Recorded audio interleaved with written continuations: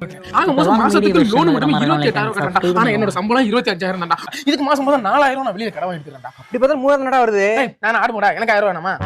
ஆடு மாடுக்கு 4,000 செலவுடா. அப்ப நான் மனசுல வந்துட்டு போறேன். போன் வருது. ஐயோ தங்கச்சி இந்த புள்ள எனக்கு தெரியல. சொல்லுமா அண்ணே, ஒரு குட் நியூஸ்ண்ணே.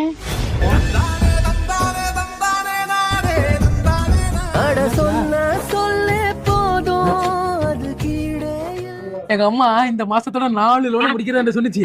என் தங்கச்சி குட் நியூஸ் இது. எனக்கு தெரிஞ்சு முடிச்சிருச்சுன்னு நினைக்கிறேன். சூப்பர்ரா. அண்ணா 3 டீனா சொல்லுமா. பச்சி அண்ணா 3 பச்சி. பச்சிலாம் இல்லப்பா. எது பச்சி இல்லையா?